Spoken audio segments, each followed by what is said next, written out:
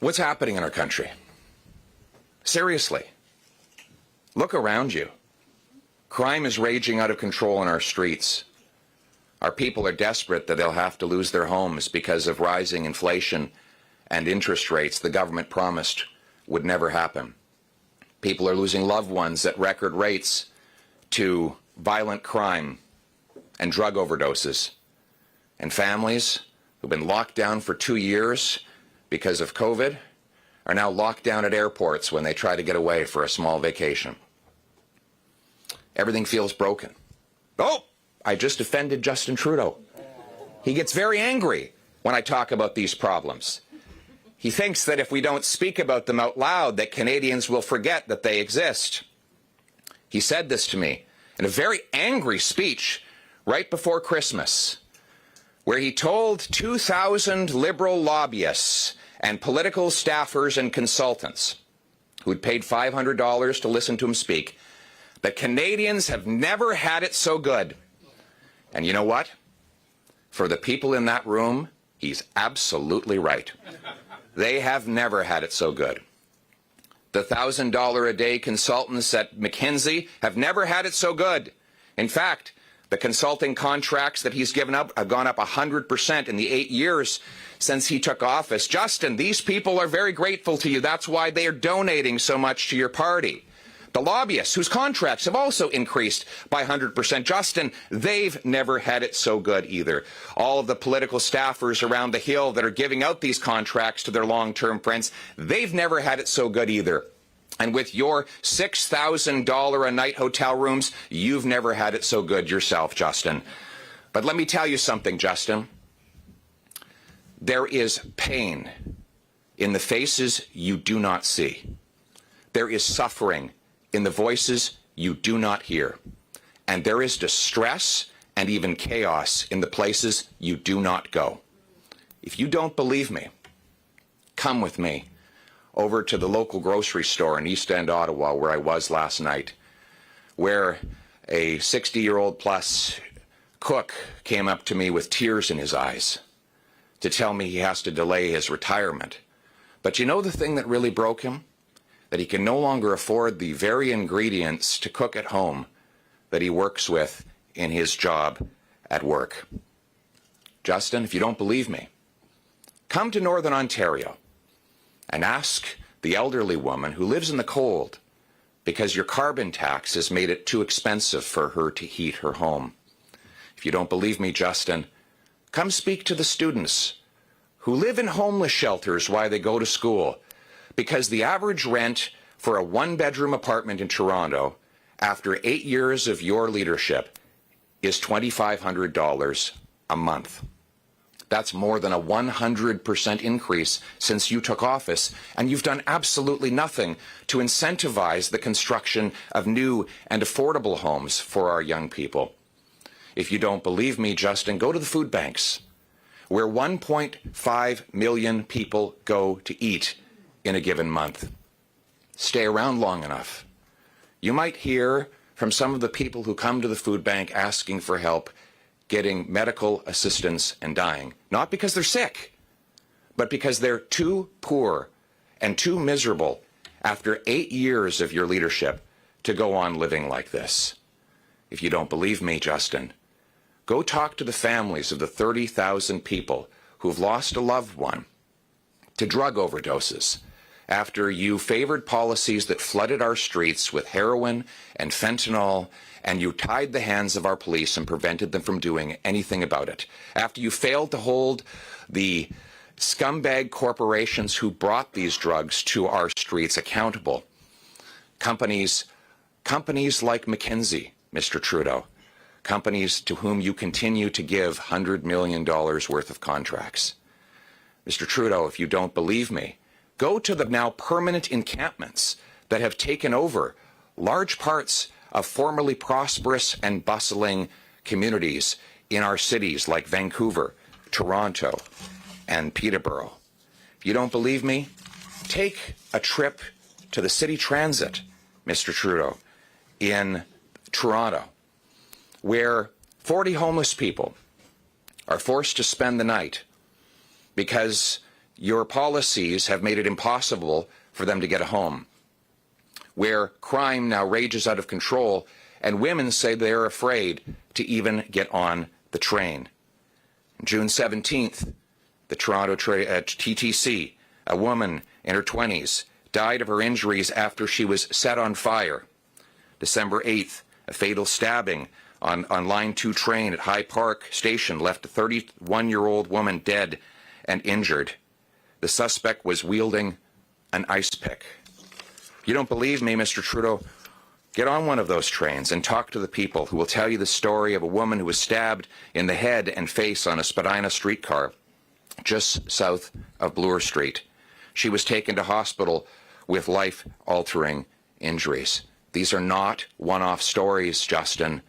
Crime is up 32% since you took office. Violent gang crime up 92% after 8 years in office. You are responsible for the criminal code, for the borders that bring in the illegal guns. You are responsible for our national police force. And after 8 years, you have given Canadians cities that are turning into crime zones. This is your record, Mr. Trudeau. Meanwhile, illegal border crossings have exploded, crossings that were almost unheard of when you took office. This is 8 years. You told us that better was always possible, and yet everything is worse, and you blame everyone else. And we know what you will do this session of Parliament. You will divide to distract. You'll try to make people afraid of each other, because you think that if an average Canadian is afraid of his neighbor, he'll forget that he can't feed himself or pay the rent. You'll try to take all of the responsibility off of yourself and to put it on others.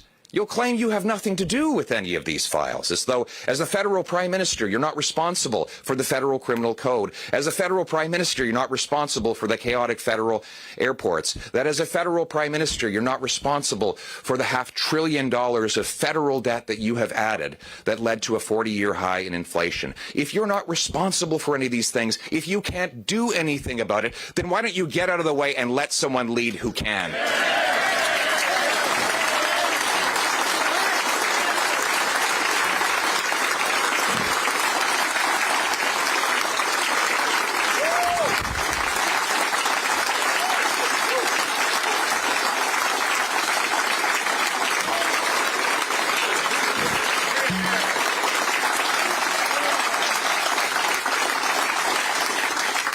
Leadership means turning the hurt that Trudeau has caused into the hope that Canadians need and deserve.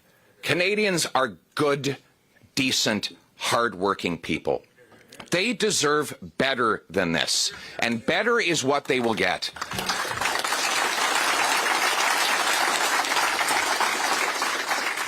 Our Poilievre government will cap government spending, cut the waste, and fire the high-priced consultants so that we can put the money back in the pockets of our people.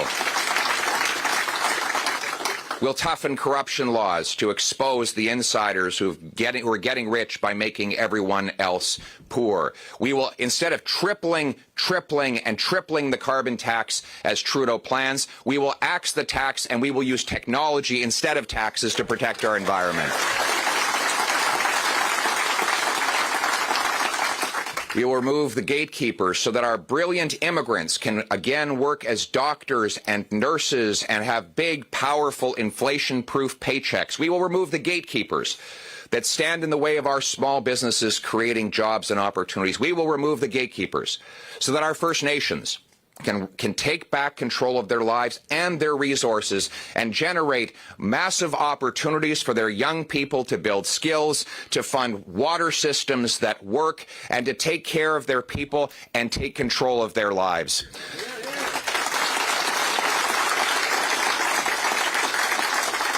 We will divert money that's being wasted targeting law-abiding hunters and anglers and instead use that money to reinforce our borders and keep the smuggled guns out. And we will use that money to provide real treatment and recovery to save the lives of our friends, our neighbors, our brothers and sisters who are suffering with addiction.